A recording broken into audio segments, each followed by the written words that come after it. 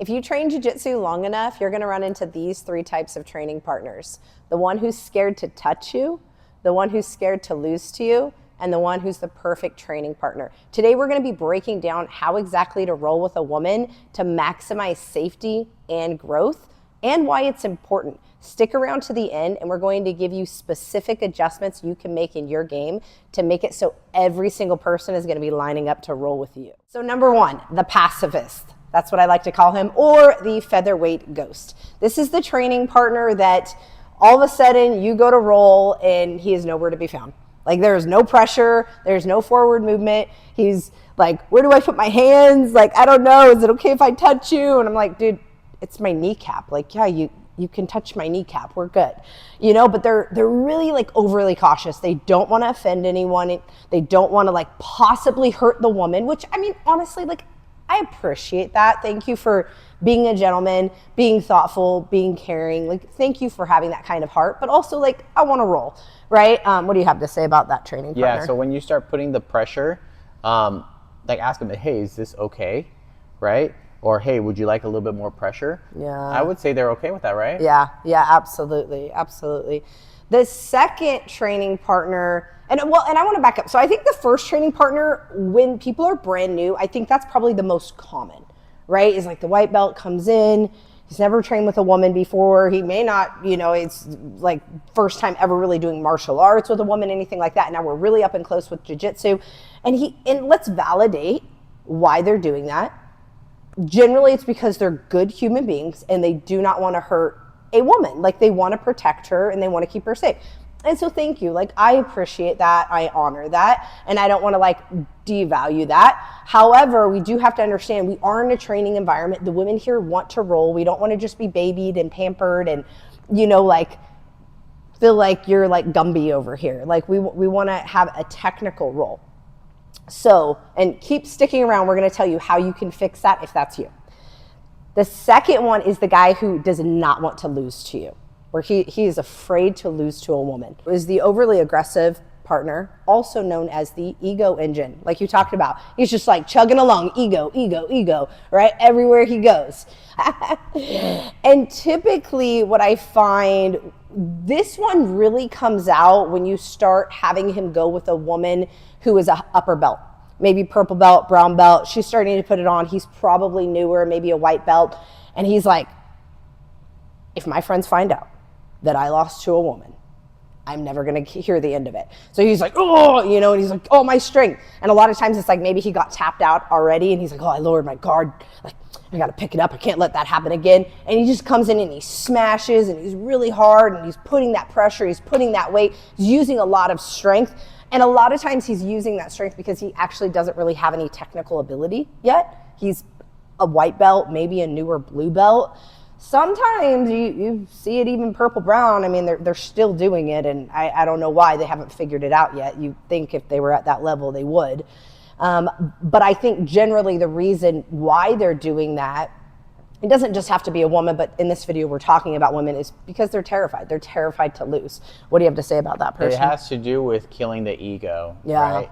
So if you think about it from outside, it's a lose-lose situation, right? If the woman touches me, taps me out, I lost, like, and the ego gets puffed up, right? Or if you end up beating her, then it's not going to go well. I beat a woman. Yes. It's not either way. So you just beat up a woman, okay? It doesn't really look good. Now, there are, like, when we roll, like, it's really good technique. It's flowing, right? You catch me, I catch you, but it's very fun. So the one thing you got to ask yourself, is this building me up or is it building up the training partner? Yeah. And is it building both of us up? Mm-hmm. Right? Because just because you're stronger does not mean you can't grow from a technical, smaller partner. In fact, I will say you're actually going to grow a lot more than just being a bull with another bull banging your horns together over and over and over. The third one is the one that we all want to become, and we're all growing and trying to become that one. Perfect training partner is also the technician, the masterful technician, the one who understands how to truly roll. In this scenario, we're talking about a woman. It could be anyone. Understanding that we are going to match intensity. We're going to match their strength. We're going to match their skill level. And it's not about winning every match. It's about knowing how to shift gears and meet that person where they're at. What do you have to say about that one? So the more you can focus on the technique, the more you'll be respected. If you're rolling with a female and then you start using strength, did you beat that person? I mean, for the most part, some males are stronger and faster. But if it's skill level, right, and then you actually get a legit sweep and it's smiling and it's a good time, then that's the technician. Now you're working on technique, and there's a respect because now she feels like she's getting something out of it. She's growing and she's not getting hurt. And you're also growing too because you didn't use any strength. You use timing and precision. So the technician is who you want to become. Yeah, and let's be real. At the end of the day, let's look at science. You take the average man versus the average woman, and the average man is stronger than the average woman. That's life. However, jiu-jitsu was meant, if we're talking about true self-defense based jiu-jitsu, not necessarily sport, although there's aspects in there, right? We're talking about true self-defense based jiu-jitsu, going back to like Gracie jiu-jitsu, the roots. It was made for the smaller person to be able to defeat the bigger, heavier person and get them to burn their energy and come in and be able to wipe them out. That was what jiu-jitsu was designed for. So I say that to say you could have a brown belt female, a black belt female, and this white belt dude could come in and give it everything he's got, and he's going to get destroyed by that woman. Like, that happens a lot. So don't think that just because you're bigger and stronger, it automatically means you're going to win in jiu-jitsu. However, on the same side, don't think because you have 13, 15 years of skill as a female that just automatically means you're going to beat every single white belt or blue belt that comes in. Like, anybody who says strength doesn't matter, they're full of it. They haven't trained.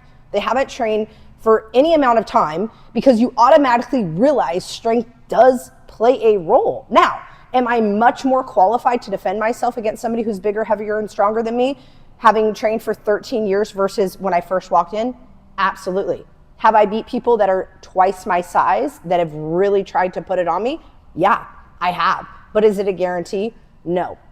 And at the end of the day, we want to make sure that as partners, specifically right now we're talking about men training with women, we are helping the person who may be weaker than us in this situation to be able to work their technique and not just over muscle them and overpower them. So here's the 3 ways that we're going to do that. 1, that you guys write this down. You're going to be able to take this home with you. Take this to your academy, to your gym with you tonight and work on it. 1, we're going to match intensity. Okay. If they're like chilling and flowing, you chill, you flow. Okay. If she's coming at you and she's like, putting it on you, put it on her a little bit. Okay. I'm not saying use 100% of your strength and smash her into the ground, but crank it up a little bit. If she's really going hard, crank it up a little bit. 2, we're going to use controlled, consistent, stabilized pressure. Not boom, just coming in and dropping down on her rib cage when she's 120 pounds soaking wet and you just popped her rib. Okay, but controlled, stabilized pressure. That's good, okay? And then 3, communicate before you roll, especially if it's a brand new training partner. Hey, how are you feeling today? You trying to go hard, right? You also may just figure that out quickly into the roll. And you also may be good training partners with them, and you might see already how they respond and how they act in a roll, so you might know. But kind of communicate, either that's through verbally communicating or physically you're reading their body language. Now they're wondering, how do we roll? Yeah. How do we roll? Yeah. So click the video right over here and we'll show you how we roll and we keep it playful. Like, comment, and subscribe.